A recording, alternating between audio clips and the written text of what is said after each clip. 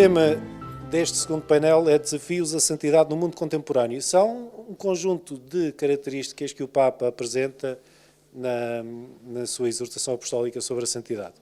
Suportação é uma palavra que em português não funciona muito bem, mas traduzimos como podemos. Paciência e mansidão, alegria e sentido de humor, ousadia e ardor, em comunidade e em oração. Este conjunto de características é explicada pelo Papa no número 111 da Gaudete Exsultate. É um número fácil de decorar. Das características, a organização sugeriu a cada um dos nossos convidados que aborde uma em particular do número 111. Para o nosso casal convidado, temos a proposta de falar sobre a ousadia e o ardor, nomeadamente a partir da experiência do casamento e desta experiência do casamento como sacramento. Portanto, eu chamo-me Bento, estou casado com a Carmo, tenho 50 anos, trabalho em vinhos, que é uma paixão, e sou feliz. E agora passo a Carmo. Boa tarde a todos, também agradecer à organização. É um gosto estar aqui, confesso que me sinto sempre desconfortável quando tenho que falar, mas sinto sempre que é um convite de Deus e que, portanto, não posso dizer que não. Tenho 47 anos, casei com o Bento há 12, o Bento já estava nesta situação há 13 anos. Venho de uma família grande, tenho uma avó que morreu com 89 anos, que já tinha 51 bisnetos. Acho que isto me formou muito enquanto pessoa. A minha mãe e a minha avó, para mim, são exemplos de santidade. Eu e o Bento temos 14 sobrinhos, não temos filhos, tentamos com ajudas médicas, mas não foi possível. É curioso porque provavelmente o problema até é meu, portanto, a natureza tem coisas muito curiosas e a vida. Estamos num processo de adoção que vai fazer 4 anos. Temos muitos desafios diários enquanto casal, enquanto família, sociais, profissionais, mas apesar de tudo, somos felizes. E somos felizes porque a nossa vida é um caminho com Deus para Deus. Também é importante aqui dizer que faz parte também daquilo que me fez acolher este amor do Bento, que tive um sobrinho com 4 meses com cancro, que acompanhei de forma regular, intensa, com a minha irmã. Graças a Deus hoje o Manel tem 16 anos, mas que me ajudou muito também a perceber quem é este Deus em quem acreditamos. Não sentimos que a nossa vida seja especial, sentimos sim que ela é única, porque é nossa e porque só nós a podemos viver. E que podemos falar de Deus, e já se falou muito aqui, é muita teoria, mas achamos que só pela nossa vida se consegue perceber, de facto, se a nossa fé se faz pela nossa vida. Aquilo que nós vamos fazer aqui um exercício foi pegar neste tema e nos vários pontos que o Papa nos desafia, neste ousadia e ardor, e eu vou dizer porque é que estas características no meu casamento com o Bento, o que é que eu sinto que o Bento tem a ver com estas características, depois o Bento vai dizer porque é que eu tenho a ver com estas características e no fim 2 pontos sobre o casamento em si. Então, o Papa diz-nos que o santo é audaz, corajoso, aventureiro, de tal maneira que deixa marca no mundo. Desde que conheço o Bento, que lhe reconheço esta característica, quer de atitude, quer de pensamento. Desde logo, pela evolução que ele teve e a aceitação da sua situação. Lembro-me da primeira vez que conheci o Bento, aquilo que mais me fascinou foi a sua paz interior e a forma como aceita esta condição. É a pessoa mais livre que eu conheço. Apesar de depender tanto das pessoas, não precisa das pessoas para estar bem. Lê muito, imenso, sempre à procura de nova informação. Os sobrinhos, quando têm alguma dúvida, não vão ao Google, vão ao tio Bento. E, por ler muito, é muito livre no seu pensamento. Já se meteu na política, é corajoso nas ideias que defende e, quando sente que elas são aquilo que pode fazer melhorar o mundo, não se importa se elas vão contra. E mesmo estando na igreja, é muito crítico em relação a muitas coisas da igreja. Nunca diz que não a novos desafios. É um velejador que já esteve nos Jogos Paralímpicos, já fez parapente, já o quiseram levar à maratona de Nova Iorque e sempre que lhe fazem novos desafios, está sempre pronto para acolher. Está sempre a dizer que se alguém tem algum preconceito em relação à sua situação, com esse problema é sempre da outra pessoa, nunca é dele. E não tem qualquer problema em pedir ajuda. Deixa, portanto, uma marca em todos os que temos o privilégio de cruzar ou estar no seu caminho. E acho que é testemunho, não só meu, a todos os dias, para mim é um desafio, é uma pessoa que está sempre bem e, portanto, eu que achava que era otimista, ao lado do Bento, tenho que avançar, e porque nos eleva. E acho que os amigos, os profissionais que trabalham com ele, toda a gente testemunha esta marca que ele deixa. E é uma pessoa corajosa muito enquanto no casal, porque é sempre aquele que puxa as conversas quando sente que alguma coisa não está bem, porque eu sou muito mais calada, introvertida, às vezes calo muito e ele tem esse poder. Outra das características que o Papa desafia é que santo é aquele que não fica nas margens e que desafia a habituação, sempre com entusiasmo. O Bento está sempre bem disposto, já se percebeu aqui que tem sentido de humor, e tem, diariamente. Em 12 anos de casado eu nunca vi o Bento mal disposto. Está sempre bem, sempre a vida é maravilhosa, a vida está sempre desafio. Fala de si e da sua vida inúmeras vezes, vai a escolas, a paróquias, sente muito que deve fazer este testemunho e que a sua vida deve ser passada. E a última característica que gostava de destacar no Bento é que é uma pessoa muito agradecida pela vida, pelas pessoas que estão à sua volta, e verbaliza diariamente este agradecimento a Deus e às pessoas. Bem, muito obrigado, só estava à espera de um elogio destes a título póstumo, mas ótimo, muito obrigado. Enfim, acho que lhe vou ter que comprar uma joia. Mas, sim, eu acho que, acima de tudo, esta questão do agradecimento é uma coisa importante, que estou grato pela vida, estou grato pela Carmo, e é rara a noite que, antes de me deitar, não lhe agradeço por fazer parte da minha vida. Porque muitas das vezes só nos lembramos de agradecer e de perceber a importância que algumas pessoas têm na nossa vida depois delas terem partido. E se calhar algumas palavras que gostaríamos de ter dito e que acabamos por não as ter dito. E, portanto, tento fazer isso.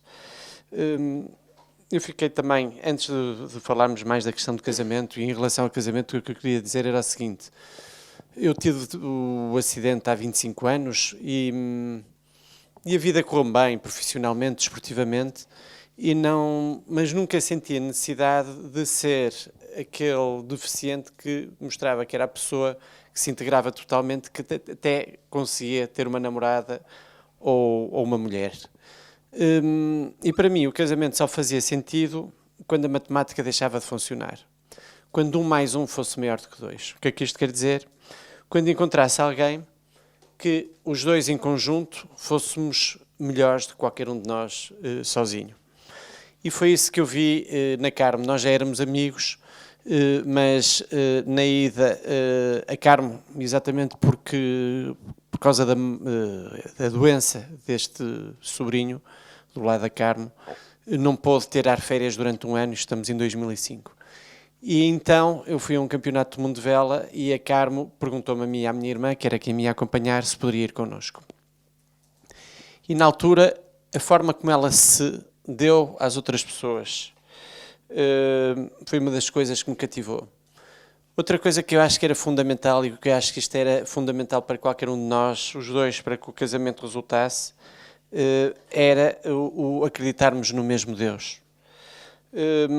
O ela ser descomplicada também, porque a vida já é complicada. Não vale a pena estarmos a complicar a vida. E, portanto, a Carmo é uma pessoa que descomplica a vida, e para ter aí uma ideia vou dar um exemplo de uma coisa que mostra a descomplicação de vida dela. Estávamos no meio de Lisboa, sem um lugar para estacionar a nossa carrinha, que é grande, e estávamos assim num beco escuro, o carro quase cabia. Havia uma moto ao lado que, se fosse arrastada, que o carro cabia mesmo. O que é que a Carmo faz? Não tem força para tirar a moto, portanto vai para o meio de uma rua bastante movimentada e começa a chamar pessoas para um beco. Aquilo parece uma coisa esquisita, mas foi assim, pronto. A verdade é que arranjou lá 2 artistas que vieram e que tiraram a moto. Mas isto mostra a descomplicação. Agora, uma pessoa totalmente dada, e eu digo que o anormal, no mau sentido, no bom sentido da coisa, aqui nesta relação é a Carmo. E porquê? Porque eu tento viver o melhor possível, uma vida, numa situação que, enfim, que me foi imposta, por causa de um acidente que tive. A Carmo mete-se numa situação de dificuldade que não lhe é imposta, mas porque a mim parece-me que uma das coisas mais importantes é perceber esta sabedoria que tem de saber que o caminho do amor e da felicidade tem sofrimento. Não temeu, como é referido nesta exortação. E a mim parece-me que isto, fugimos muitas das vezes da nossa realização e da nossa felicidade por fugirmos de um caminho com mais sofrimento. Como a Etty encontrou a felicidade e a sua espiritualidade, a Etty Hillesum descobriu quando com a invasão dos nazis e em situações de dificuldade, mas a Carmo também acreditou que a sua felicidade vinha através de um casamento com várias dificuldades. Ousou viver, como também aqui é referido na ousadia. E no nosso casamento prometeu viver a vida em pleno e até ao fim, e é isso que temos feito. A forma de estar da Carmo na vida aproxima-me de Deus. A Carmo trabalha na Universidade Católica, onde é responsável pela Unidade de Desenvolvimento Integral da Pessoa. Portanto, isto na prática é levar a parte católica e cristã aos colaboradores da Universidade, no Porto, e também aos alunos. Tem este sentido de missão enorme de transmitir aos outros Deus. Antes de nos casarmos, a Carmo é uma pessoa especial. Então, a mãe dela disse, quando a Carmo disse, acho que quando começamos a namorar, disse: eu para ti tinha percebido que deveria ser sempre assim uma coisa um bocado estranha. Portanto, a coisa estranha sou eu. Em relação ao casamento, queria dizer mais uma característica da sabedoria da Carmo, que é o seguinte: nós nunca discutimos, estamos casados há 12 anos. E nunca discutimos por 2 motivos, ou vários motivos. Por esta questão da comunicação e do diálogo, quando vemos que alguma coisa está mal, a Carmo tem a sabedoria de saber calar. Portanto, depois falamos no dia a seguir. Mas também esta questão também de não nos querermos anular um ao outro. E há algumas coisas que são importantes. Obviamente, acreditarmos no mesmo Deus e acreditarmos na espiritualidade do outro. Mesmo que as ideias possam ser um bocado diferentes, as minhas e delas, em relação a algumas situações. Mas isto faz-nos acreditar que quando algum de nós tem uma opção, ou a Carmo tem uma decisão, uma opção, é porque acredita que é o melhor para nós. E não necessariamente o melhor no sentido egoísta do outro. Não há discussão sobre quem é que fica com o comando da televisão, por exemplo. Não é coisa simples, mas que por vezes pode ser mais complicado. Outra coisa é uma máxima que nos tem seguido, que é: ama-me quando menos merecer, porque é quando eu mais preciso. Quando o outro está cansado, quando o outro não está bem, é que temos que saber calar, é quando temos que amar mais o outro. E isso temos feito. Obrigado pela partilha, de facto estávamos todos muito, muito atentos, mas efetivamente é só mesmo a questão de poder, não, sem problema nenhum, passar a palavra. Nós convidámos a Nádia para falar sobre a característica que eu não gosto muito da formulação, sobretudo da tradução portuguesa, suportação, paciência e mansidão. Eu penso que ela se apresentará e dirá aquilo que melhor entender sobre si própria, mas eu penso que o tema talvez tivesse uma formulação mais bonita e mais adequada para si, que se fosse falar, e vai de encontro com o Papa diz, sobre o luto e a luta, mas vamos ouvi-la e vamos perceber. Então, boa tarde, eu me chamo Nádia Araceli Piazza, sou portuguesa pelo casamento, brasileira porque lá nasci, e italiana porque os meus antepassados são italianos. Aos 17 anos eu saí de casa para estudar na Pontifícia Universidade Católica e nunca mais voltei para casa. Então, terminei os meus estudos e depois resolvi continuar e vim para Portugal fazer um mestrado em Direito. Já era licenciada e vim para cá. E vim estudar. A minha ideia era só estudar e voltar, só que aconteceu que Deus quis que eu conhecesse o meu marido. E português, de Moçambique, Beira, e conhecemos-nos e foi amor à primeira vista e foi uma coisa muito forte, de modo que estivemos juntos 15 anos, 12 anos casados, 15 anos juntos. Ele era ateu e eu católica, e eu fui muito tolerante, porque ele tinha todas as características da pessoa mais seguidora dos princípios do catolicismo, dos bons princípios e bons costumes. Ele não tinha nenhuma religião, ele era um autodidata, estudava tudo que era teologia, tinha amigos de todas as religiões. Lá em casa era o Bhagavad Gita, era o Alcorão, era a Bíblia comentada, ia comigo a todas as peregrinações, a templos. Não era uma pessoa intolerante, antes pelo contrário, era muito tolerante, mas era ateu. E então as nossas conversas eram sempre muito filosóficas, né? E eu cresci muito com ele, ele era 9 anos mais velho do que eu. E cresci muito com ele. Ele praticamente me criou, né? Ele me pegou com 21 anos. Então, ele me criou. E me criou bem, penso eu que muito bem. E talvez porque tivesse nos faltado, a certa altura da vida, talvez a presença da igreja. Eu tenho para mim isso hoje. Talvez a presença de uma comunidade, entende? Religiosa, firme em princípios. Eu estava muito afastada da minha família. Nós não fomos como vocês e separamos-nos. E mesmo no dia que nós nos separamos, nos abraçamos muito e tudo, e ele disse assim, nós não fomos inteligentes. E é verdade. Nós nos divorciamos porque não tínhamos sido inteligentes. Porque nós reunimos todas as características para ser um casal maravilhoso. Não discutíamos, discutíamos muito filosofia, isso sim. Filosofia, política, futebol, tudo era motivo para discussão, mas sempre dentro do máximo respeito. Nunca houve desrespeito, nunca houve uma palavra rude, para magoar, sarcástica. Na minha casa, nunca, tanto com os meus pais, como na minha família com o Fernando, nunca houve uma coisa que aqui acontecia e me magoava imenso, que era a boca. Mas não, a boca, entende? A pessoa não quer dizer a coisa, mas não a boca. Isso magoa muito. Na minha terra, isso dá tapas, entende? E, graças a Deus, na família do Fernando e da família dele, eram pessoas muito bem formadas e isso não existia. Então, estávamos os dois ali muito bem. Separamos-nos e tínhamos um filho em comum, o Luiz. E eu posso dizer para vocês que o Ministério Público não autorizou a residência alternada. O Luiz já tinha 3 anos e meio, 4 anos, tinha um amor muito grande por aquele pai. E eu era muito amiga dele, nós éramos amigos, pronto. Não sei se voltaríamos um dia ou não, isso nunca mais vou saber. O certo é que eu falei, esquece aquilo que o Ministério Público disse, a gente faz como sempre fez. A gente fazia residência alternada com a nossa maneira. Íamos regulando com o menino estava bem e o menino era o nosso foco.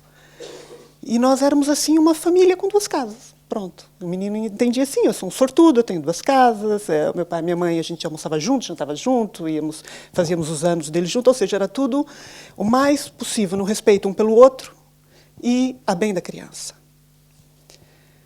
Quis o destino que eu estivesse fora do país, em trabalho, para a minha comunidade, porque eu sempre acreditei, eu tenho os olhos muito fora da realidade portuguesa, eu olhava para aquela minha região ali de Pedrógão, Figueiró, e achava aquilo completamente desolador.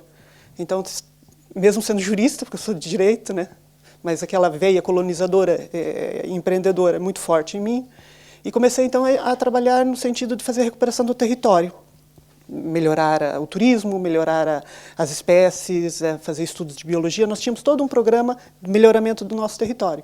Então eu estava na Irlanda com outros parceiros europeus, há 3 dias, quando, vocês sabem, quando se deu o 17 de junho, e 9 pessoas daquelas que eu considerava a minha família faleceram nesse dia. Entre elas, o meu único filho, porque eu só tinha aquele filho, a minha mãe portuguesa, que era a mãe do Fernando, foi ela que me criou, era minha mãe longe de mim, só tinha minha mãe no Brasil e a Lucília cá, e o Fernando, que era meu melhor amigo e meu ex-marido, e tinha sido durante muito tempo meu mais que tudo. E juntamente com eles, o restante de família. Pronto, foram 9 pessoas. Eu venho no dia 18, porque a viagem estava mesmo marcada para regressar no dia 18, completamente aflita, não conseguia falar com ninguém. E o que é que eu posso vos dizer? Eu vinha em viagem e eu já sabia que eles tinham morrido.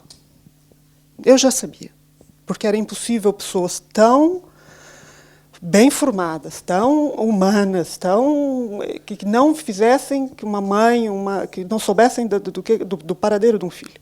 Eu não acreditava naquilo. Eu na hora eu falei assim, eles faleceram. Então, para mim era um milagre se eles não tivessem falecido. Então, desde que cheguei, isso tudo para dizer, em resumo, são tragédias muito grandes. Não perderam um filho. Perderam um filho, tanta gente já perdeu, né? Muita. Eu já sofri um aborto, quer dizer, todos nós já, de alguma forma, muitas pessoas têm na família já perderam filhos. Mas a forma trágica como foi, entende?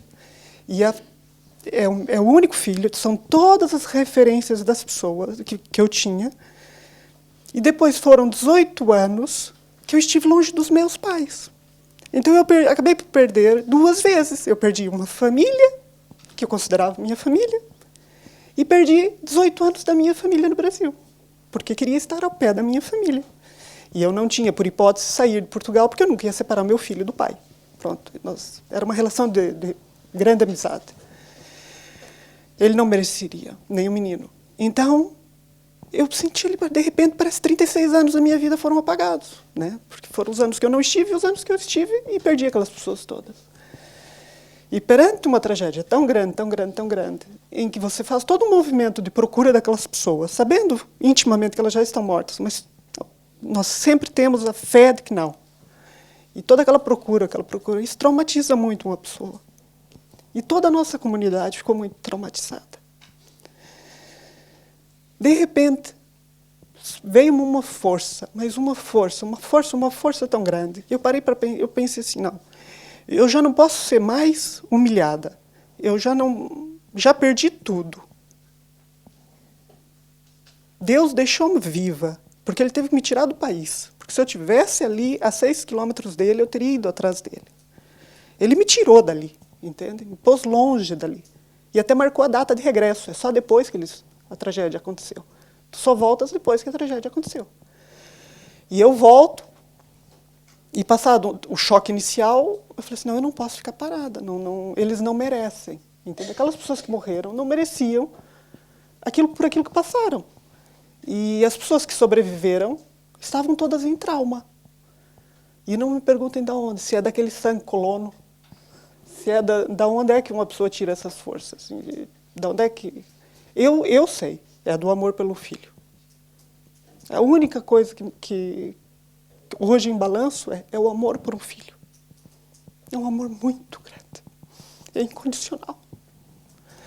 E depois eu estava grávida de outro filho. Então eu falava assim, meu Deus, como é que é possível? Eu estou grávida de um filho, perco meu único filho. Como é que eu vou sobreviver a esse período de turbulência hormonal, de luto adiado? Eu não posso tomar medicação, eu não posso tomar antidepressivos, ansiolíticos, não posso tomar nada, está tudo proibido para mim. O caminho, sabe o que é? Parece que Deus colocou uma pala assim nos olhos. O teu caminho é esse. entende? Tu não gostas de falar em público, tu vais ter que falar pelas pessoas, porque aquelas ainda estão piores do que tu, entende? Vais falar. Tu estás aqui por algum motivo, enterrada no interior de Portugal, né? Tu estás aqui por algum motivo. E foi tudo muito natural. Eu não chamei para mim e falei assim, olha, eu quero isso, não. Até a gente ficava assim, não, fala tu, não falas tu, falas tu. Entende? Foi uma coisa natural. Eu acho que houve muita legitimidade desde o princípio. Quando se fala em suportação, mansidão e paciência, eu falo assim, olha, hoje, olhando nos olhos de quem está de fora, mas para quem vive aquilo, não. É tudo menos, entende? Suportar, sim. Não sou paciente. E sou tudo menos mansa. Mas quem vê de fora, pensa assim, não, no lugar dela, se calhar, já teria estourado, já teria ofendido meio mundo, já teria feito coisas desse gênero, ofensivas e tudo. Mas depois eu paro e penso, aquelas pessoas que estavam supostamente à frente do comando e tudo, elas não acordaram naquele dia e hoje vou matar 66 pessoas. Vou ferir 245 e vou deixar queimar um território todo a arder. As pessoas não queriam aquilo, né? Só que também, quando estamos no exercício das nossas funções, do nosso trabalho, nós devemos fazer tudo com muita vontade. Temos que fazer tudo pelo melhor. E não sermos laxistas, e não deixarmos as coisas... vamos deixando, vai acontecendo, aquele jeitinho, né? Português brasileiro, né? Vamos deixando a coisa acontecer e tal. E foi isso que, no fundo, as levou. Então, essa questão da não culpar o próximo, eu não consigo odiar nenhuma daquelas pessoas que estão hoje, e a justiça não fui eu que fiz, foi em sede própria que está a correr. Não consigo odiar nenhuma daquelas pessoas, consigo cumprimentá-las a todas. Uma delas, inclusivamente, é meu patrão. Então, se vocês imaginem o que é esse confronto diário. Muitas daquelas pessoas estão ali conosco, eu vivo como aquele território todos os dias. Então, mas como é que é possível suportar? Como é que é possível ser paciente? É deixar na mão de Deus. E como é que é possível ser manso? Eu não fui ensinada a agredir ninguém, a bater em ninguém. Isso são princípios católicos, eu não consigo imaginar de outra forma. E o que guia, o que suporta é fé em Deus, porque no momento que você está tão humilhado, e toda a gente te ataca, porque você ainda quer, né, e as pessoas ainda te atacam, aquilo nem me faz cócegas, eu nem me importo o que me falam de mim, o que dizem, porque não importa. Eu estou firme, está ali, o foco está ali. E digam o que for, é fé em Deus e é o amor por um filho. Muito obrigado pelo testemunho, penso que nos vamos lembrar muito dele. Eu recordava só que, efetivamente, uma das bem-aventuranças tem a ver com mansidão. Jesus diz bem-aventurados os mansos, portanto, é uma palavra que tem várias camadas de significado e que nós, com a nossa vida, vamos descobrindo. Eu vou passar a palavra ao Nuno André. Muito boa tarde. Agradeço o convite. Inicialmente pensei que o convite era para vir animar a alegria do Evangelho, um ilusionista, e efetivamente pensei que vinha fazer magia. Só que depois, só há pouco, é que eu percebi que afinal queriam mais que isso, queriam algum testemunho. Ora, como eu não preparei testemunho algum para vos apresentar, o máximo que eu posso fazer é contar um bocadinho, um pouco da minha vida para perceberem como é que a magia surgiu. Filho único, não sendo filho único, ou seja, só cresci com a minha mãe, pais separados, o irmão com o pai em França e eu com a minha mãe. Os meus pais não eram casados quando eu nasci. E fui aquele felizardo que ainda brincou na rua. Só que brinquei nas ruas da Amadora, ou seja, eu cresci na Amadora, junto de um bairro super problemático, onde estava tudo preparado para eu ser mais um verdadeiro rufia junto dos meus colegas. Isto porquê? Porque normalmente era aquilo que se fazia, não havia aulas, tínhamos tempo livre e fazíamos muitas malandragens. Um dia, no meio dessas malandragens, tive um professor que se lembrou, ou uma professora que marcou a minha vida, porque me decidiu pôr de castigo. Eu não gostava nada de ler. E ela percebeu que eu tinha feito uma batota, não tinha feito trabalho nenhum, tinha copiado pelo meu colega, não percebia nada daquilo, mas estava a repetir o que ele tinha dito, para eu dizer. E o meu castigo foi ler uma obra para apresentar na semana seguinte, a conhecida obra do Príncipezinho. E lá fui eu procurar a obra desse tal príncipe. Bom, cheguei a casa e, assim, agora onde é que vou buscar? Fui à biblioteca, perguntei na Biblioteca da Amadora o livro do Príncipe e lá fui eu estudar a história. Bom, chegou uma semana depois e vi que outros colegas também tinham que apresentar o livro do Príncipezinho. E começaram a falar da raposa. Não sei se vos é familiar ou não esse livro, Príncipezinho, não é? Bom, eu fiquei aflitíssimo. Sabem, quando estamos na sala de aula, não fizemos o trabalho de casa, a professora diz que vai perguntar só a 2 ou 3, e nós sentimos o coração a bater muito forte, somos os únicos que não fizemos o trabalho, e o coração bate cada vez mais forte, e só pedimos a Deus que não nos escolham a nós, e escolhe-nos exatamente assim naquele momento. Nuno. Bom, e fiquei aflito. Porquê? Porque quando os meus colegas estavam a apresentar o Príncipezinho, cada um com um capítulo, eu tive o trabalho de apresentar o livro todo. Era o castigo. Falou de raposa. E eu pensei, mas a raposa? Qual raposa? Outro falava da rosa. Eu, a rosa? O planeta? Planeta. Garanto-vos que estudei o livro do Príncipezinho. Aquele príncipe, eu estudei-o. Eu li o livro. Eu li o livro, tinha 15 anos. Simplesmente não foi o Príncipe de Antoine Saint-Exupéry. Foi o Príncipe de Maquiavel.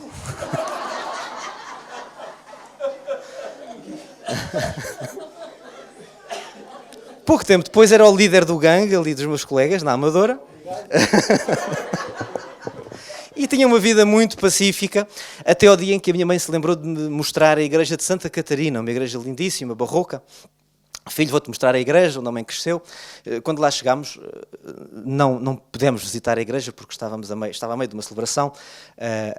A minha mãe disse então que iríamos para casa e eu decidi, não mãe, eu fico, já agora fico a assistir. Gostei imenso, senti-me muito bem. Eu não era batizado, atenção.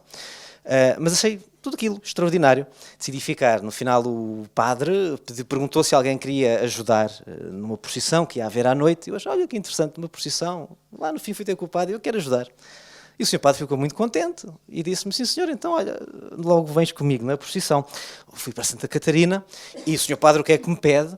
Olha, vou-te arranjar uma alva, vesti-me uma alva, um símbolo, pôs-me o cinto à cintura e vais ao meu lado debaixo do pálio. E então lá fui eu a procissão toda, contente, debaixo do pálio. Chegámos no final da procissão, fomos para o altar. Foi tudo uma alegria. No domingo convidou-me para ir à igreja, para ser acólito, lá fui eu acólito. Recordo, eu nem sequer era batizado. E entretanto fala-me do pré-seminário. Eu disse, senhor, vamos ao pré-seminário. Lá fui eu para o pré-seminário. À altura de comungar, lá ia eu comungar, todos iam, em Roma ser romano, portanto, comunga-se. E aquilo era tudo muito interessante e até gostavam muito de mim, falavam muito bem, gostavam das dinâmicas. E a certa altura falavam do batismo e os sacramentos e por aí fora. E na altura o padre Mário Rui, um sacerdote, e disse, padre Mário Rui, durante a confissão, a certa altura no final nós confessávamos, fazia parte. Eu tinha algum problema em confessar-me, disse eu ao padre Mário Rui, é que sabe, eu tenho muitos pecados, já fiz muita coisa mal, vivi na Amadora. Eu nem sequer sei por onde é que começo. Então, mas nunca te confessaste? Não. Então, mas tu tens comungado? Sim, todos comungaram, também, não é? Então, e qual é que é a tua paróquia? Santa Catarina? E andas na catequese? Não, nunca andei na catequese. Nunca andaste na catequese? Então, e os sacramentos? Também não. Olha, já agora se podemos marcar o batismo... Bom, e foi assim. Ele na altura disse, bom, então tu nem sequer podes comungar. E lembro-me perfeitamente, nem sequer podia comungar e custou-me imenso ver os meus colegas, amigos, naquele dia, no último dia, a ir comungar e eu fiquei ali quietinho, não pude. Mas um bocadinho da minha rebeldia, lá me levantei e meti-me também na fila e o padre Mário Rui espreitou assim por cima dos óculos, olhou-me assim diretamente nos olhos e abanou com a cabeça. A dizer-me que eu não poderia comungar. E sim, senhor, eu sentei-me no meu lugar e percebi qual é que era o meu lugar. Era preparar-me para o batismo. Bom, preparei-me para o batismo, ao fim de uma semana estava a ser batizado. Foi daqueles cursos intensivos. já era acólito, já frequentava a casa, portanto foi tudo muito rápido. E como tinha uma série de amigos assim de rua com quem eu brincava, fui ter com eles e disse: olha, em vez de brincarmos na rua, ali estão a precisar de acólitos, vamos todos para acólitos. E então levei todos os meus amigos, éramos 20, grupo de acólitos. Responsável dos acólitos, portanto, fui logo eu. Não sabia bem o quê, mas quer dizer, era simplesmente olhar ali os manuais, fazer qualquer coisa. Bom, e foi assim que eu entrei na igreja, como de paraquedas. Entretanto, com aquele entusiasmo todo, e também no pré-seminário falava-se da vida. Portanto, percebi que, a certa altura, partilhei um pouco de mim, e ao partilhar, o que é que eu decidi? Bom, vou partilhar aquilo que há de mais íntimo. E partilhei o facto de ter uma namorada, e falar da minha namorada, e achei muito estranho, porque ninguém falava de namoradas no pré-seminário. Achei estranhíssimo. Depois, mais tarde, quando decido o que é que vou escolher, optei pelo curso de Teologia. Achei que poderia esclarecer algumas dúvidas, achei que podia finalmente aprender e fazer uma preparação, efetivamente, na vida cristã. E assim foi. Iniciei o curso de Teologia, mas confesso-vos que até ao dia de hoje sempre me senti a ovelha negra. E a ovelha negra porquê? Quando chego ao curso de Teologia, era talvez o único, ou dos únicos, que não era seminarista, era o leigo. Portanto, imaginem uma pirâmide, não é? Os meus colegas, portanto, havia em primeiro lugar os diocesanos, depois em segundo lugar os religiosos, depois as religiosas e no final os leigos. Mas dentro dos leigos ainda havia aqueles, que era onde eu me encaixava, que era os que eram completamente loucos da cabeça. E loucos da cabeça porquê? Porque, olha, por exemplo, andava na tuna, tocava com a tuna, aquilo que uns dizem que era loucura, aquilo que é ser normal, digo eu. E a certa altura convidam-me para ir a Roma apresentar o meu testemunho. E lá fui eu a Roma a apresentar o meu testemunho. Resumir a história, porque temos pouquinho tempo. Quando vou dar o meu testemunho, atravesso para o Vaticano e passo por uma praça, não sei se é da Liberdade, uma daquelas praças, e cruzo-me, tinha duas hipóteses, ou atravessava pelo meio de uma feira, ou contornava a feira, decidi atravessar a feira. Ia para a audiência com o Santo Padre. E quando eu atravesso a feira, deparo-me com um ilusionista, um mágico. E naquele momento eu fiquei maravilhado. Um mágico. Tive que escolher entre ficar ali à frente do mágico ou ir ter com o Papa. Escolhi o mágico. Escolhi o mágico. No final, o mágico vendeu-me os truques de magia. Vendeu-me os truques de magia. Fui para a minha conferência e estava nervosíssimo. Porquê? Não estava habituado a falar em público. Fiquei preocupado porque eram mais de 1000 pessoas de vários países com tradução simultânea. As traduções eram feitas em timings diferentes. Se eu dissesse alguma piada, só começavam-se a rir uns, depois riam-se outros. Eu não tinha muito jeito para a piada. E lembrei-me. E como não temos muito tempo, vou só mostrar uma parte daquilo que na altura fiz. E de que é que eu me lembrei? Bom, isto está a correr mal, as pessoas precisam aqui de um quebra-gelo, eu quero lhes dizer alguma coisa mais e quero que fique, quero marcá-las. E então o que é que eu me lembrei? Lembrei-me que tinha acabado de falar com o mágico e que tinha a possibilidade de apresentar um truque de magia. Peguei no lenço, guardei o lenço assim na minha mão e expliquei-lhes um princípio que tinha acabado de aprender na teologia. Descartes, os sentidos enganam. De cor é que é este lenço? Verde. Mas se eu estalasse os dedos, o lenço passava a ser vermelho. Na altura, aquela gente adorou isto. Deram uma salva de palmas ainda maior que a vossa.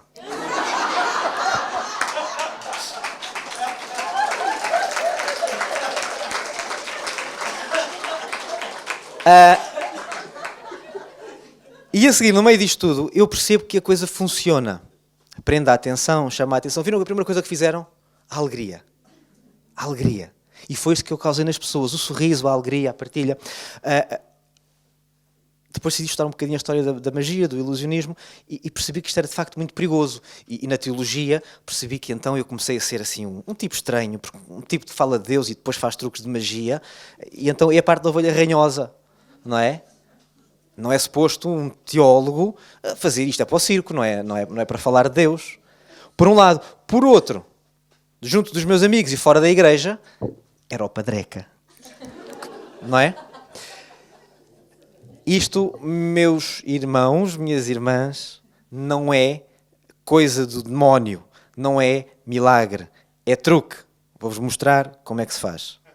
Na realidade, eu só preciso ter 2 lenços. E só o que temos que fazer é isto. O primeiro lenço, vou guardá-lo aqui dentro do meu bolso. A razão pela qual, antes de começar o truque de magia, entretive-vos um pouco com a minha conversa. Porquê? Porque enquanto vos olhei nos olhos e disse umas coisas muito interessantes, o que eu estava a fazer com esta mão esquerda dentro do bolso, de uma forma natural, era aguardar assim o lenço bem dentro da minha mão. Depois, com todo o descaramento, sorri e disse-vos que ia mostrar um truque. E fui buscar aqui, sim, o lenço verde. Guardei o lenço verde dentro da mão. Estalei os dedos e puxei o lenço vermelho. Já agora, se quiserem usar isto para a vossa catequese, é muito simples. Atenção, nunca puxem o lenço de uma vez, não percebe-se que há 2 lenços. Está bem? E segunda coisa, têm que ser autênticos. Isto tem que parecer que é mesmo verdade. Tem que parecer que é verdade. Guardam esse lenço, puxam um, guardam outro. Na realidade, aquilo que está aqui a acontecer é que só têm que levar isto muito a sério. Eu, quando decidi fazer o curso de Teologia, quando decidi a ser um cristão a sério, a coisa que eu mais ouvi é: davas um padre tão bom. Um padre que todos queriam. Ia almoçar todos os dias não é? Este lenço, se vocês o mantiverem guardado de uma forma descontraída e séria, vão ver que, se forem mesmo muito bons, ninguém vai dar por isso. Ninguém. Obrigado. Mas já agora, dizer-vos o seguinte: o lenço que fica guardado dentro da vossa mão é, de facto, o ponto da magia. Porquê? Porque este é apenas uma distração. O essencial está aqui. Simplesmente a forma que eu me vou apresentando é que vai definir se é mais ou menos mágico. E então, nos últimos 30 segundos, dizer-vos isto. O único testemunho que eu vos posso dar é este. Se me perguntarem, é fácil ser diferente? Não, não é. Porque nunca estamos bem. Somos sempre os diferentes.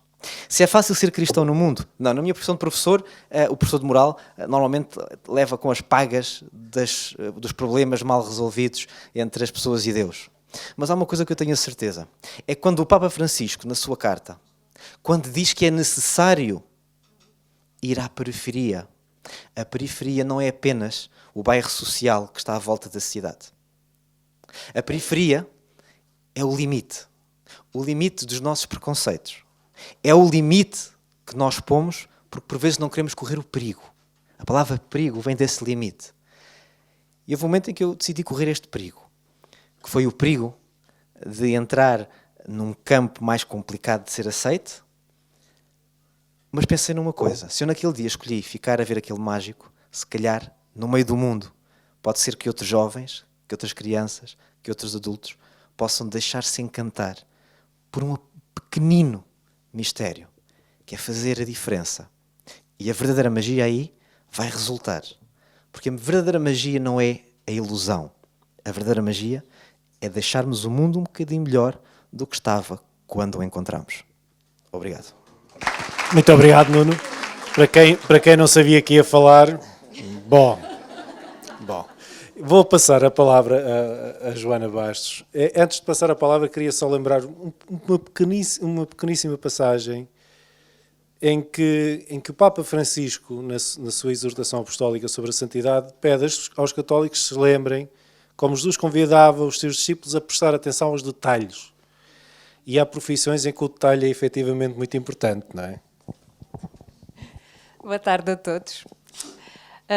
Eu penso que estou um bocadinho em desvantagem aqui, no sentido que todas estas pessoas já falaram um bocadinho da comunidade, não é? E são testemunhos muito, muito bons. Também não tenho assim muita coisa para vos dizer, só se calhar partilhar um bocadinho do que é a minha vida e do que foi a minha vida e se calhar do que me fez estar aqui hoje. Os meus pais e os meus avós eram ferroviários e por isso eu já, tal um bocadinho como a Nádia, não tínhamos um poiso, certo? A minha mãe viveu em 19 sítios antes de conhecer o meu pai e assentar. E sempre estive habituada a andar por aí, por todo o lado. Metíamos no comboio, íamos para qualquer lado. E quando os meus pais se casaram, também resolveram ir morar para uma terra que não era a deles, que é os Riachos, que é uma vila aqui perto de Santarém. Nenhum deles era de lá e resolveram ir morar para um bairro social que na altura ainda nem sequer tinha luz, não havia telefone. E as pessoas foram todas morar para ali naquele momento. E tivemos esta sorte de começar então aí a construir uma comunidade. Também na base desta necessidade de sermos todos de fora, ou de sermos todos desconhecidos, mas precisarmos de construir uma vida ali. Lembro-me que a primeira pessoa que teve telefone era a vizinha que era enfermeira, por uma questão, pronto, da profissão dela e por ser a pessoa que mais depressa nos poderia ajudar se fosse preciso. E sempre vivemos muito isto, fomos nascendo ali, muitos dos meus amigos, vivemos sempre no bairro, brincámos sempre na rua, estávamos tanto em casa de uns como de outros, não havia esta coisa de não poder andar na rua. A minha mãe sabia que se eu não estivesse em minha casa, estava 3 casas à frente, 3 casas atrás, pronto. E fomos crescendo um bocadinho ali e foi se calhar o meu primeiro grande testemunho do que é viver em comunidade. E porquê? Porque também tive esta sorte de as pessoas que lá viviam tinham muito este testemunho também de Deus. Tinham histórias, eram pessoas que tinham nascido em Timor, em Angola, em Moçambique, eram pessoas do norte do país, do sul do país. E fomos crescendo ali e fomos também começando a participar na comunidade paroquial. Foi ali que fui para os escuteiros, mais tarde fui para a catequese, e até hoje tem sido e tem o que tem marcado muito a minha vida. E não é que eu tenha ficado ali sempre, mas penso que realmente a vivência que fui crescendo ali marca muito aquilo que sou. E é muito mais do que aquilo que eu faço. Eu acho que há coisas que já não é aquilo que nós fazemos. Já é mesmo aquilo que nos define. E eu já não sei ser de outra maneira. Uma vez perguntaram, mas porquê é que tu fazes isso? Porquê é que trabalhas a semana toda e passas os fins de semana todos, ou nos escuteiros, ou em grupos de jovens? Eu acho que já não sei ser de outra maneira. Eu não consigo pensar... E como testemunhavam anteriormente, que então, mas vais ficar no sofá hoje? De certeza que não há nada aí para fazer. Pronto. Realmente eu costumo dizer que a minha televisão vai variar por falta de utilização, que o meu sofá não me conhece, pronto. Mas a verdade é que realmente fez crescer em mim este bicho carpinteiro, esta coisa de estar e de ser um bocadinho para os outros. E fui crescendo e o escutismo foi uma grande marca na minha vida, mas também me ensinou, às vezes, a aceitar e a dizer que sim, muitas vezes sem perceber muito bem qual é a consequência que isso vai trazer. E como sempre fui também muito habituada a estar em todo o lado, mesmo que não conhecesse ninguém, antes de ir para a faculdade, alguém me perguntou, queres ir às Jornadas Mundiais?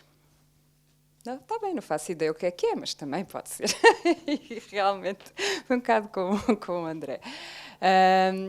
Então fui eu com uma paróquia que não era a minha, uma diocese que não era a minha, porque eu sou desta diocese, mas acabei por ir com a diocese de Santarém, de Coimbra, desculpem, e fui para Roma com 5 autocarros de gente em que eu conhecia uma pessoa e que por acaso não ficou no meu autocarro. Portanto, eu não vi essa pessoa durante 15 dias, que era a minha prima, mas pronto. Mas há uma coisa que eu por acaso gosto de fazer e por isso este painel estou deliciada, que é ouvir histórias, é ouvir as pessoas, é perceber como é que elas estão aqui, porque é que estão aqui, o que é que elas têm para me dar, o que é que eu posso beber da vida delas e da história delas. E eu criei uma nova comunidade. E quando fui estudar para a faculdade nesse ano, já estava quase em casa, portanto, para um calor normal é uma mudança de vida. Para mim não foi tão doloroso porque já tinha este hábito de andar fora de casa nos escuteiros. porque para a minha colega de casa, por exemplo, foi horrível, ela chorava todas as noites, nunca tinha saído de casa e aquilo para mim fazia um bocado de confusão. E pronto, e ali construí mais uma vez a minha comunidade. E mais uma vez tive a graça de haver pessoas que acharam que realmente eu tinha mais que dar. E além de toda a vivência académica, que claro que participei, como é óbvio, gosto de viver as coisas e estar com as pessoas, desafiaram-me a ir para a pastoral juvenil. Alguém achou que realmente eu poderia. E também aprendi que na vida não podemos estar à espera de grandes momentos, nem de grandes acontecimentos para fazer as coisas. Se eu estava na universidade, era agora que eu tinha que ir para a pastoral juvenil, universitária, e era agora que tinha que fazer alguma coisa por isso. Mas também achava, portanto, lá achei que realmente andava pouco ocupada, então ainda me fui inscrever no clã universitário. Portanto, eu passava a minha semana em Coimbra quase como passava os fins de semana em casa, que era fora de casa, não é? Que era uns dias na pastoral, na pastoral universitária, outros dias com os escuteiros lá em Coimbra, que era um clã também de pessoas que estavam deslocadas naquela cidade, e criei mais uma comunidade. E, na verdade, acho que é um bocadinho este testemunho, e quando falamos do detalhe, que é o detalhe também, alguém viu em mim algum detalhe interessante que achou que era merecedor de fazer alguma coisa, e eu agradeço sempre a essas pessoas, e quando fui a TZ, e tento beber sempre das pessoas o máximo, e tive excelentes testemunhos. E quando voltei para casa, não é? Tinha deixado, ou nunca deixei, sempre tinha mais uma família ali. E antes de ir para a universidade, os meus pais divorciaram-se e realmente eu nunca me senti nem sozinha, senti-me às vezes chateada com Deus, como é normal, mas acho também, se uma pessoa não se questiona, também não é normal. Mas senti sempre que havia um sentido para a minha vida e que havia sempre uma comunidade que estava ali, independentemente do que eu fizesse, mesmo que fizesse algum disparate, e que era testemunha e que me acolhia incondicionalmente. E não era só aquela comunidade física nos Reais, como não era só aquela em Coimbra, e foi isto também que eu tentei levar quando comecei a trabalhar. Que trabalho numa área, como falam bem, é do detalhe, não é? Um erro pode ser fatal. Trabalho numa área que pouca gente conhece, que é um farmacêutico num hospital. Mas pronto, eu costumo questionar as pessoas, já imaginaram estar num hospital onde não há medicamentos? Se calhar não acontecia lá tanta coisa. E estou especialmente a trabalhar na área dos cuidados intensivos, que é uma área onde às vezes se sente um bocadinho o ser Deus, é onde se decide a vida e a morte das pessoas. E tive a sorte também, se calhar por ser uma pessoa que gosta de ouvir histórias e um bocadinho comunicativa e gosta de conversar, começaram-me a convidar para participar nas reuniões das passagens de turno, onde estou com os médicos, com os enfermeiros, e onde também há esta coisa de perceber então qual é o valor da vida. Aquela pessoa que eu tenho ali, naquele momento podemos manter a vida de uma pessoa, mas será que é mesmo aquela pessoa que viveu? E o que é que aquela pessoa fez? Qual foi o trabalho dela na comunidade? Ela acredita em Deus, não acredita em Deus? E é um momento em que alguém está a decidir o fim da vida ou não de uma pessoa. E tem sido um trabalho muito interessante, porque realmente a maior parte da equipa não acredita em Deus. E como se falou no painel anterior, o pessoal da ciência às vezes tem alguma dificuldade em acreditar em Deus. Principalmente estas pessoas que são, às vezes, não é, um bocadinho Deus, não é? Estão a decidir.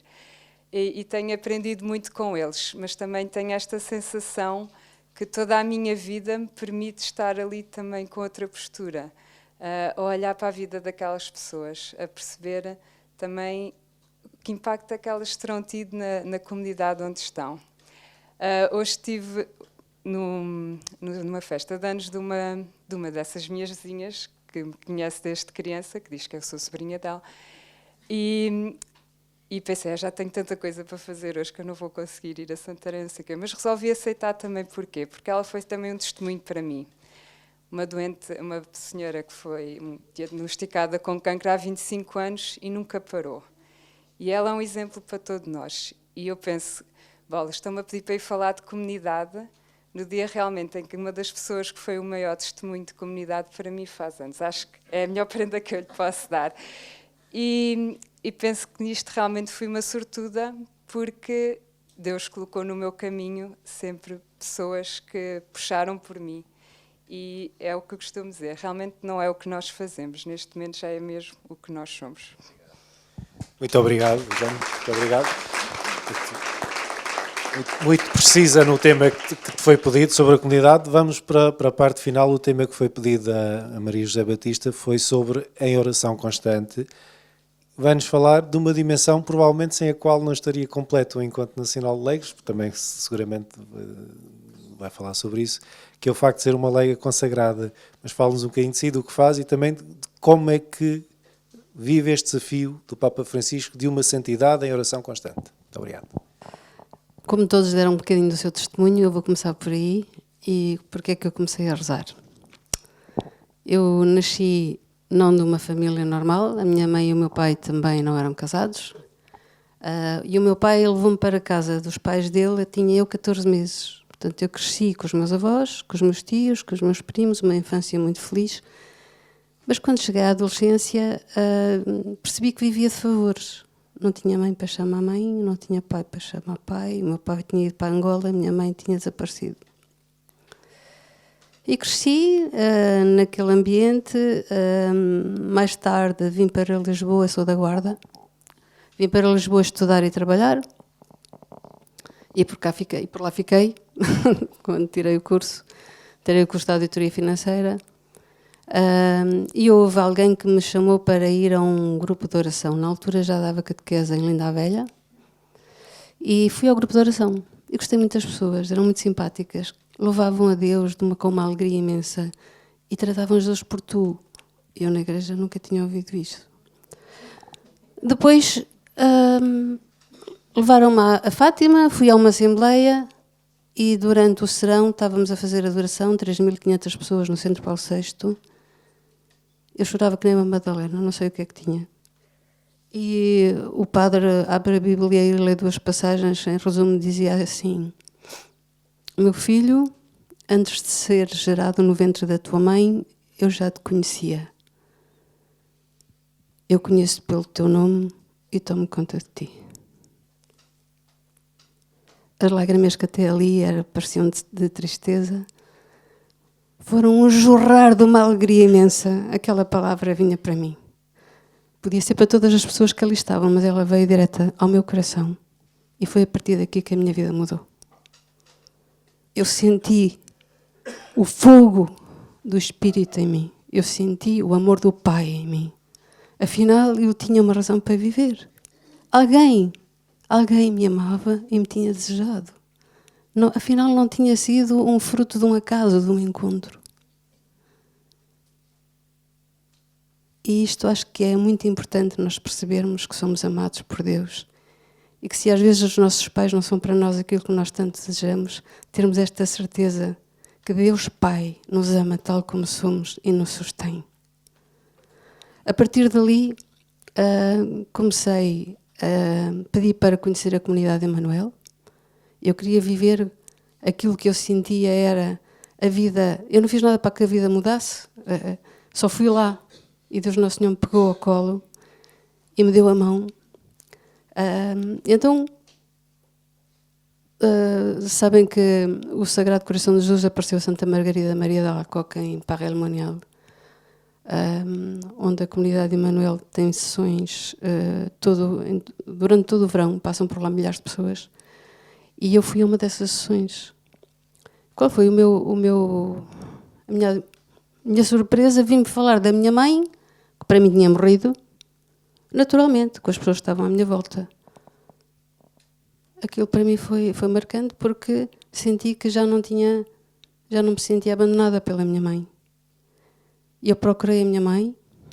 Ela vivia pobremente numa casa, tinha tomado conta de um senhor, o senhor tinha morrido e então nós tivemos um programa na paróquia de Arroios que era Amar e Servir, que também tinha vindo da comunidade, Emmanuel, que era estar atento a alguém. Perguntarmos a quem é que Deus Nosso Senhor quer que nós estejamos atentos. E Nosso Senhor mostrou-me a minha mãe. E a partir daí Eu comecei a visitar a minha mãe, a estar atenta à minha mãe, passou por uma doença, levei-a para o hospital, trouxe-a, arranjei-lhe um lar. Ou seja, a minha mãe passou a fazer parte do meu cotidiano e era comigo que contava. Ela era das Testemunhas de Jeová e um dia vira-se para mim e diz-me assim: olha, minha filha, as Testemunhas de Jeová só querem dinheiro, eu agora quero pertencer à tua religião. Muito bem, perguntei-lhe se queria confessar, confessou-se, 1 hora de confissão, começou a rezar o terço no lar, em Fátima, foi para o hospital novamente, foi para o hospital de Leiria, eu nesse fim de semana fui vê-la, a enfermeira olha para mim: você tem uma cruz, é católica, quero que chame o padre para ela receber a Santa Unção, o sacramento dos enfermos. Eu disse: claro. E a minha mãe recebe o sacramento dos enfermos e morre nessa noite. Portanto, a minha mãe teve que durar até aos 94 anos para entrar no céu direta. Pronto. Isto para vos dizer que o perdão é uma graça. O perdão é uma graça de Deus que eu vivi. Agora, como é que eu vivo isto no dia-a-dia e a oração diária? Não sei se ainda tem... Era isto que queria que eu falasse, não é? A oração tem que ser encarnada.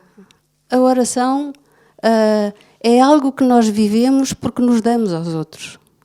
Porque nós não estamos centrados em nós.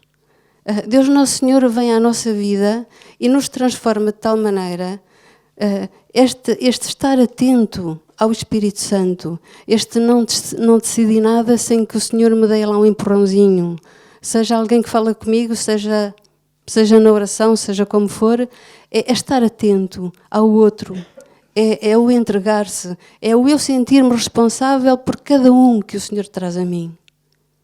Eu sou responsável, vocês são responsáveis por mim, eu sou responsável por vocês, porque Deus nos dá uns aos outros para tomarmos conta. E é isto que faz comunidade. Graças a Deus eu estou numa comunidade que tem todos os estados de vida. Todos somos chamados a viver o louvor alegre, todas as manhãs. Aquela experiência que eu fiz em Fátima trouxe-me a minha mãe do céu, que é a minha mãe. E fiz já muitas experiências de cura com Maria, curas interiores muito grandes. A Bíblia, para mim, naquela altura e continua a ser, são palavras vivas e eficazes na minha vida. É uma orientação, é o viver, tentar viver verdadeiramente aquilo que lá está. Não sei explicar de outra forma. Depois, todos nós, na comunidade de Emanuel, somos convidados a fazer 1 hora de adoração por dia. Mas é para estar com o Senhor, é para ter a presença, é estar presente àquele que é o meu Senhor. E a Eucaristia diária, como é que eu ia dizer? É prioritário. Eu costumo dizer, e eu vi isto em Paris em outubro, Paris Lemonial, como já vos expliquei, a oração não se pode encaixar na nossa vida. A oração faz parte, é constitutivo. Não se pode encaixar. A nossa vida é que tem que encaixar onde a oração já está.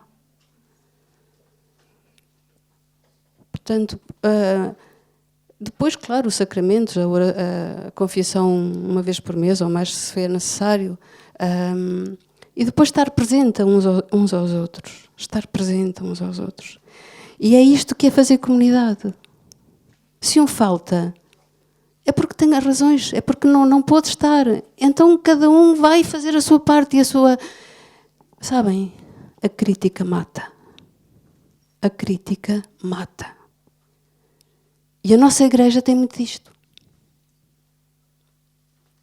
A única regra da comunidade de Emanuel é não criticar. Não criticar. É um esforço. E é uma vigilância. Mas só se consegue com o Espírito Santo. porque é Ele que nos conduz e é Ele o protagonista da nossa vida, não sou eu. Eu trabalho no Instituto Supra Técnico, sou gestora de projetos.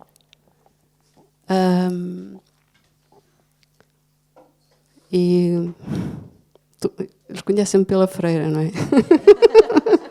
Os meus colegas conhecem-me pela freira. E então, quando têm algum problema, lá vêm falar com a freira. Reza lá por mim, nananã, minha família e tal. E então eu levo-os a rezar também. Porque foi com o CL que eu aprendi a rezar o Ângelus todos os dias, à hora do almoço.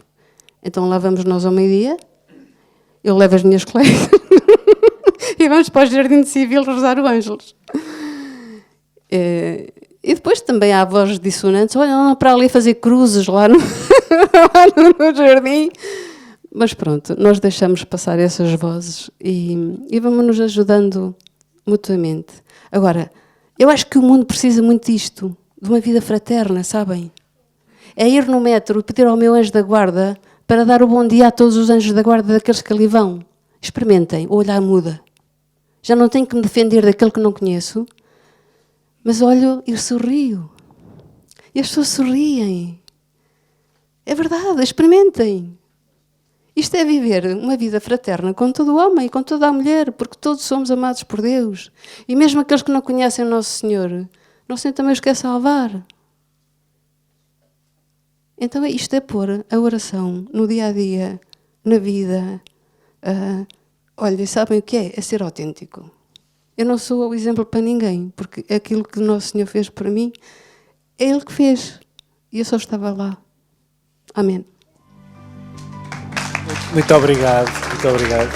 Muito obrigado pela vossa presença, porque seguramente foi muito melhor para todos nós falarmos com a sala cheia e com uma sala entusiasmada como vocês. Muito obrigado.